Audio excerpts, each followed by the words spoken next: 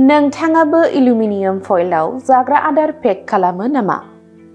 गोबां सुबुंफोरा जेब्ला गथ'फोरनि थाखाय एबा गावसोरनि थाखाय टिफिन पेक खालामो अब्ला बांसिनानो एलुमिनियाम फइलखौ बाहायो। एलुमिनियाम फइलखौ बाहायनाया हटेलनिफ्राय लानानै लामा सेरनि धाबाफोरसिम सरासनस्रा जाबाय।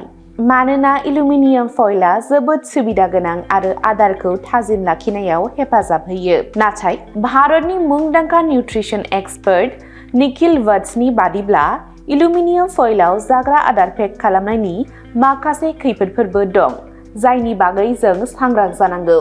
एलुमिनियाम फइलनि बयनिख्रुइ देरसिन खैफोदा बेनोदि बेयो सावस्रिनि थाखाय खहा गोनां जानो हागौ। एलुमिनियामआ मोनसे धातु आरो जुदि बेयो आदारजों सोमोन्दोआव फैयो अब्ला बेयो आदाराव गलिनो हागौ। जर'खायै एसिडिक आरो मस्ला-मस्लि गोनांब्ला एलुमिनियामनि बिबाङा बाङो, जाय सावस्रि जेंनानि जाहोन जानो हागौ। माखासे बिजिरसंनायनि बादिब्ला एलुमिनियामखौ बांद्राय जाफ्लायोब्ला मेलेमनि सावस्रियाव गाज्रि गोहोम खोख्लैनो हागौ। आलजाइमार बायदि बेरामफोरनि थाखाय एलुमिनियामनि गोबां बिबाङा गाहाय जाहोन जानो हागौ। बेखौ आबुङै फोरमान खालामनाय जायाखैब्लाबो रोंग'साफोरा एलुमिनियाम फइलनि बाहायथिखौ बाङाइ खालामनो सुबुरुन होयो। एलुमिनियामखौ गोबां जाफ्लाङोब्ला किडनि आरो बेगेंफोरनि थाखायबो खहा गोनां जानो हागौ, मानोना जोंनि किडनिया देहानिफ्राय एलुमिनियामखौ बोखारनो हाया, जायनि जाहोनाव बेयो देहायाव जमा जानो हागौ। बेनि अनगायैबो बेयो बेगेंफोरखौ लोरबां खालामनो हागौ आरो अस्टिय'प'र'सिस बायदि जेंनाफोर सोमजिहोनो हागौ। बेजों लोगोसे एलुमिनियाम फइलनि दिहुनथाय आरो बेखौ बाहायनाया आबहावानि थाखायबो गोबां खहा गोनां। बेखौ बानायनो थाखाय गोबां बिबांनि गोहोनि गोनांथि जायो आरो जाय ग्रीनहाउस गेसफोरखौ हगारो। बेनि अनगायैबो एलुमिनियाम फइल गारनायाबो मोनसे गिदिर जेंना, मानोना बियो बाय'डिग्रेडेबल नङा।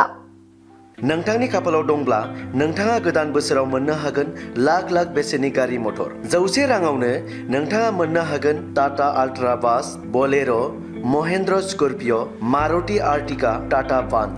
इस्ट सामथाइबारि ब्रह्म मन्दिर कनस्ट्राक्सन कमिटिया नोंथांमोननि थाखाय बे खाबुखौ लाबोदों। फैगौ 2026 इं मायथाइनि 15 फेब्रुआरियाव जागोन बरादनि खेला लटारिया। चिरां जिल्ला इस्ट सामथाइबारियाव जागोन इस्ट सामथाइबारि ब्रह्म मन्दिर कनस्ट्राक्सन कमिटिनि बानजायनायाव। नोंथांनि खाफालाव दंब्ला नोंथाङा मोननो हागोन सेथि बान्था टाटा आल्ट्रा बास, नैथि बान्था यामाहा ZR, थामथि बान्था फ्रन्स सिग्मा, ब्रैथि बान्था टाटा पान्च, बाथि बान्था टिभिएस एन्ट्रक, द'थि बान्था मारुति आर्टिका, स्निथि बान्था बेलेन', दाइनथि बान्था पालसार 125, गुथि बान्था टाटा टियाग', जिथि बान्था एल्ट' K10, जिसेथि बान्था इ-रिक्शा, जिनैथि बान्था बलेर', जिथामथि बान्था महेन्द्र स्कर्पिय'।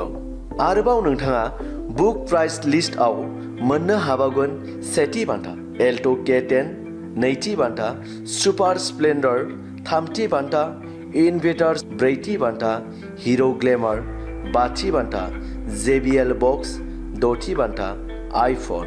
टिकेटनि बेसेना 100 रांल'। 100 राङावनो नोंथाङा बे खाबुखौ लानो हागोन। रिजाल्टखौ कमिटिनि फेसबुक पेज लाइभनि गेजेरजों मोननो हागोन, लोगोसेयैनो असमिया प्रतिदिन रादाब बिलाइनि गेजेरजोंबो मोननो हागोन। नोंथांखौ सुलाद लानो थाखायबो मबाइल नाम्बार होनाय जाखादों 9957477966 9101294024 708692295 4।